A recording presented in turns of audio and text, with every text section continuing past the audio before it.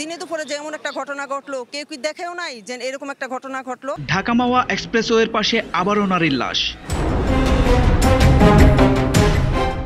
ঢাকা মাওয়া এক্সপ্রেসওয়ের পাশে আবারও নারীর লাশ পাওয়া গেল। শনিবার সকালে মুন্সিগঞ্জের সিরাজদিখান উপজেলার রামেরখোলা এলাকার উড়াল সড়কের নিচে লাশটি পড়ে থাকতে দেখে পুলিশে খবর দেন স্থানীয় লোকজন। লাশের বিষয়টি নিশ্চিত করে সিরাজদিখান সার্কেলের অতিরিক্ত পুলিশ সুপার মোহাম্মদ বিল্লাল হোসেন বলেন, আজ সকাল 8টার দিকে আমরা বিষয়টা জানতে পারি, পরে সেখানে যাই। লাশটি কয়েকদিন আগের, লাশের গায়ে পচন ধরেছে। লাশের পরিচয় শনাক্তের জন্য চেষ্টা চলছে। লাশ এখনো এক্সপ্রেসওয়ের পাশে পড়ে আছে।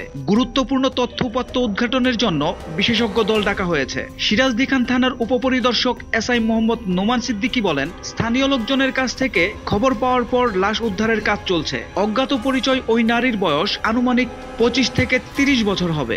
ধারণা করা হচ্ছে দুর্বৃত্তরা কয়েকদিন আগে ওই নারীকে হত্যা করে এখানে ফেলে গেছে। লাশের পরিচয় শনাক্তে পিবিআইয়ের সহায়তা নেওয়া হবে। এর আগে গত 30 নভেম্বর মুন্সিগঞ্জের শ্রীনগর উপজেলায় এক্সপ্রেসওয়েতে 22 বছর বয়সী এক তরুণীর গুলিবিদ্ধ লাশ পড়েছিল। এ ঘটনা তদন্তের 4 দিনের মাথায় জানা যায়, ওই তরুণীকে তার প্রেমিক তৌহিদ শেখ ওরফে তন্ময় থানা থেকে লুট করা অস্ত্র দিয়ে গুলি করে হত্যা করেছেন। সোহেল মাহমুদ, দৈনিক নতুন সময়, ঢাকা।